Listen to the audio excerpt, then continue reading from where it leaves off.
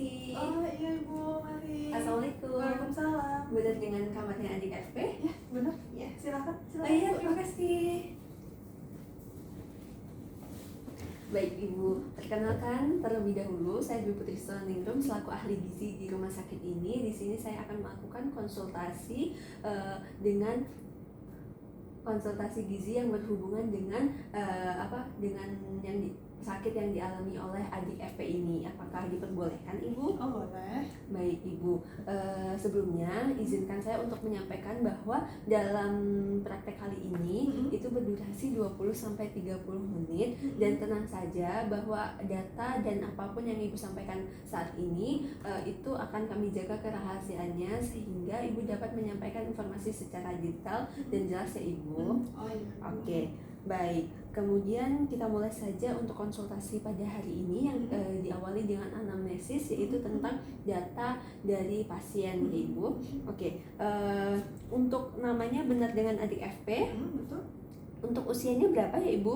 12 bulan. Oke, baik.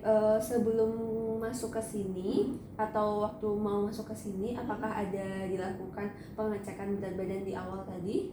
Iya ada. Oke, kalau begitu berapa ya Ibu? Berat badannya 9,4 kilo. Iya, 9,4 kilo. Tinggi badannya 73 cm. Oke, 73 cm. Baik, kemudian apakah adik FP ini mengalami penurunan berat badan beberapa minggu ini atau sebulan ini? Ada sih Ibu, waktu seminggu itu turun 1 kilo. Oh, turun 1 kilo. Dalam seminggu ya terakhir ya Ibu? Baik, saya catat ya Ibu. Kemudian apakah Ibu sudah mengetahui penyakit apa yang dialami sama adik FP ini? Kalau kata dokter kemarin sih pneumonia ya. Iya benar Ibu. Yang diderita adik itu adalah pneumonia dan saya di sini bertujuan ingin memberikan informasi terkait masalah gizi yang berhubungan dengan pneumonia. Di sini juga nanti saya akan menyampaikan mungkin apa saja makanan yang diperbolehkan dan tidak diperbolehkan terkait dengan penyakit ini, dan nanti apabila Ibu ada pertanyaan atau mungkin ada yang kurang jelas bisa Ibu tanyakan kembali. Misalnya saya kecepatan atau bagaimana, Ibu langsung bisa bertanya kembali ya Ibu. Paham ya Ibu? Iya, Kemudian apakah Ibu sudah tahu apa itu pneumonia? Pneumonia itu peradangan paru ya. Oh iya benar Ibu, benar. Kalau pneumonia itu adalah peradangan paru ya Ibu, yang mana pneumonia ini gejalanya itu seperti batuk yang disertai dengan sesak nafas atau nafas yang cepat gitu.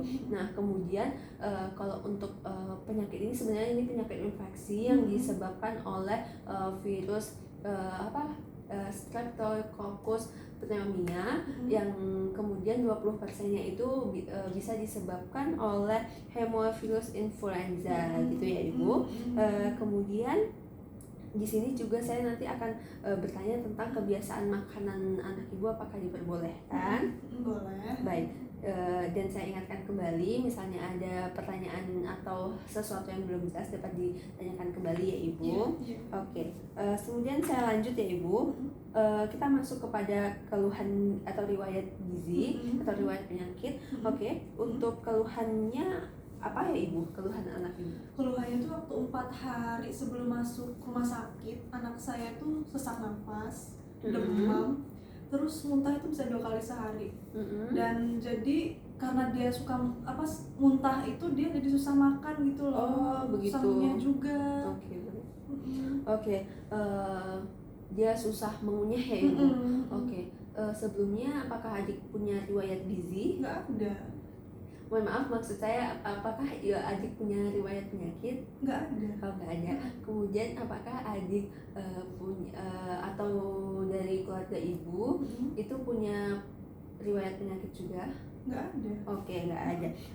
Kalau begitu begini Ibu, kan kami sudah mendapatkan rekam medis dan berdasarkan rekam medis itu bahwa dalam pemeriksaan laboratorium ada nilai-nilai beberapa yang tinggi dan ada juga yang termasuk dalam kategori rendah. Seperti untuk kategori tinggi itu ada eritrosit, kemudian nadi, suhu tubuh, kemudian ada juga limfosit, protein, terus keton itu termasuk data tinggi. Dan untuk yang rendah itu seperti ada eosinofil itu termasuk rendah ya Ibu.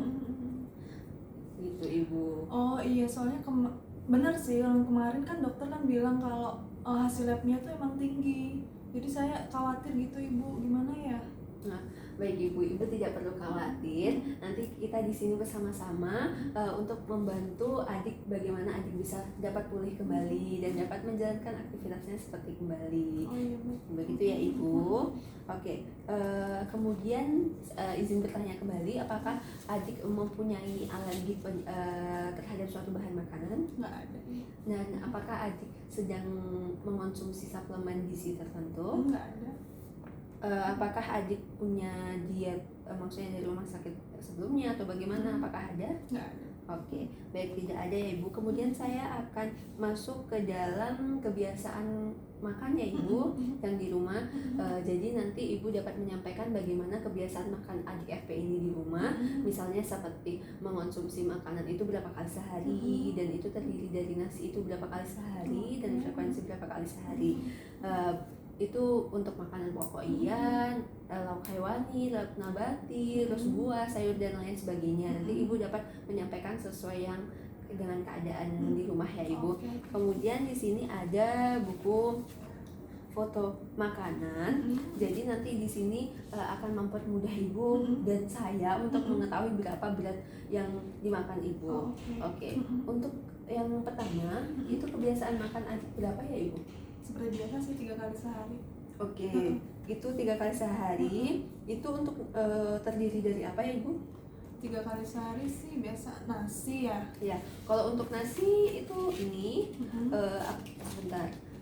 Itu untuk nasi berapa ukurannya ibu? 5 sendok makan sih. Oh ini Yang ya, ini ya, ya 5 biasanya. sendok makan ini ya ibu. Kemudian untuk lauk untuk makanan pokoknya tidak ada lagi selain nasi?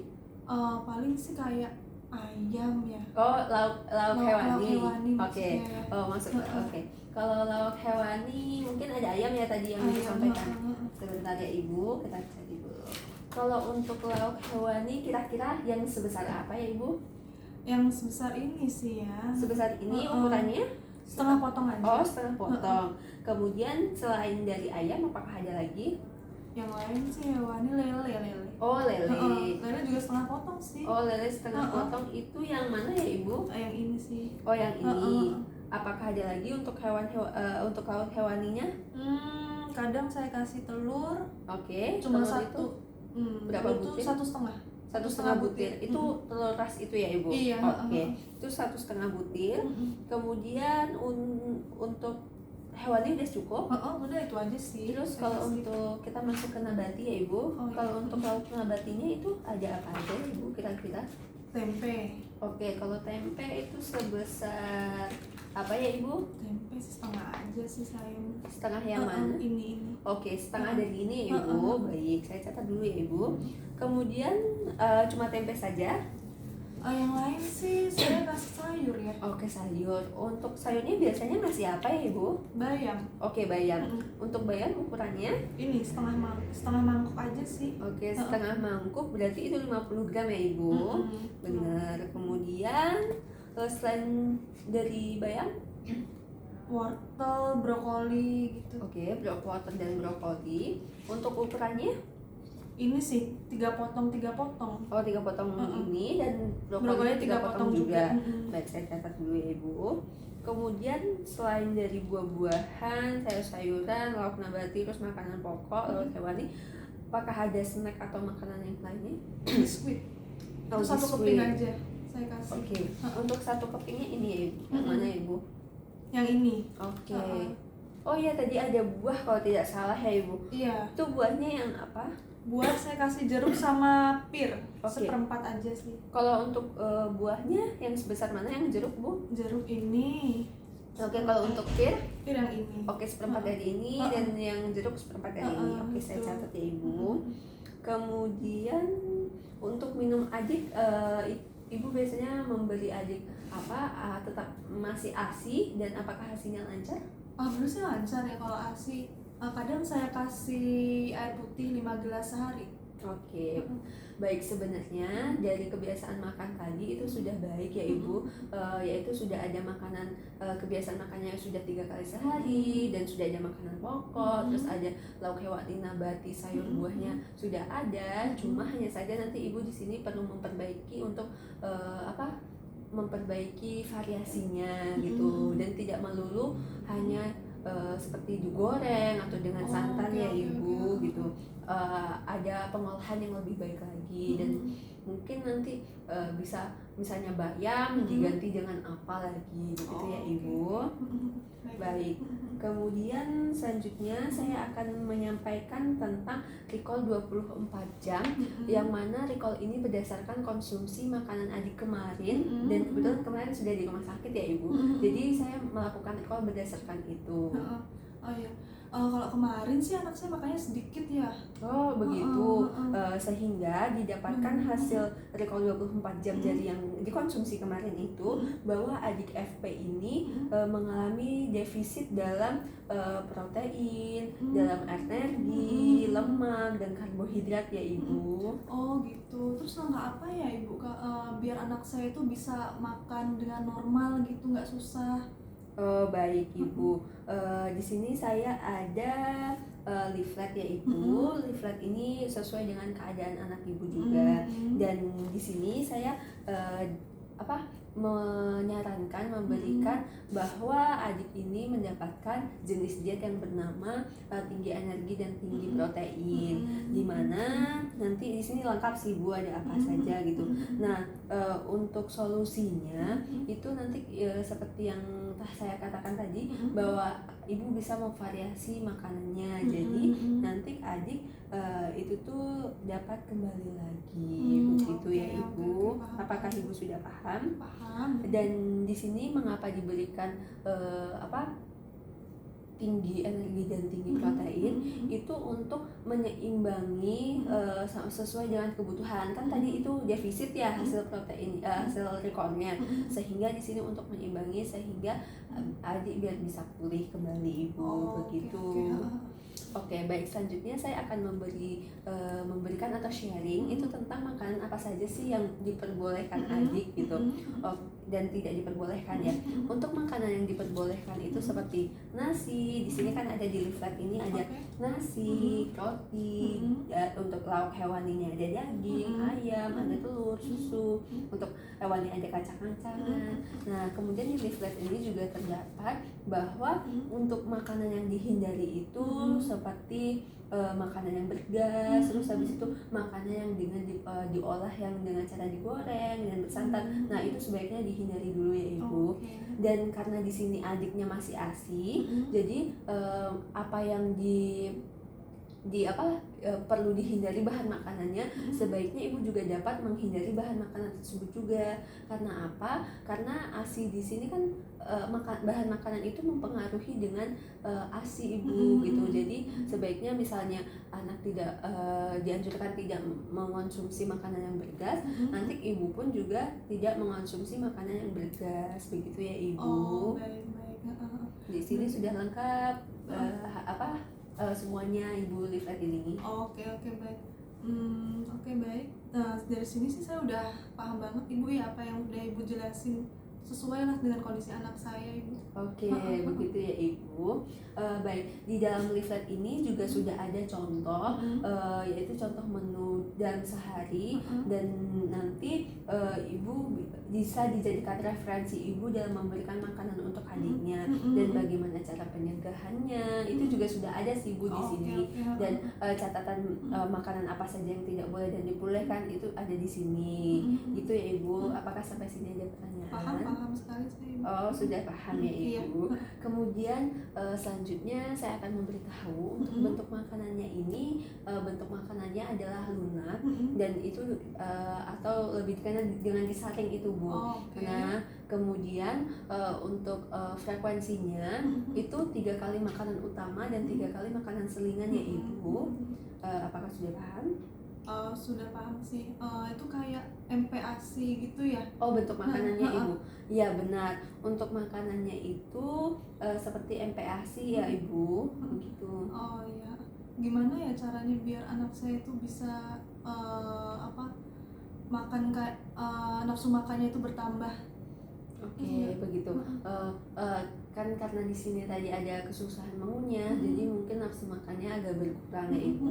Dan nanti apabila sudah pulih gitu, Ibu bisa mengolah makanan di rumah itu dengan bervariasi lagi, gitu sehingga nanti nafsu makannya itu bertambah Ibu. Begitu. Oh gitu, oke baik, ini dari sini saya paham sih. Oh baik, paham ya Ibu. Nanti saya coba. Oke, baik, sangat bagus sekali Ibu. Di sini kita berusaha bersama ya Ibu, biar adiknya bisa cepat sembuh gitu ya Ibu, dan kembali sehat lagi. Oh iya, baik. Ya semoga ya Bu ya. Iya, semoga cepat sembuh ya Iya, Ibu. amin. Mungkin apakah ada yang ingin ditanyakan kembali?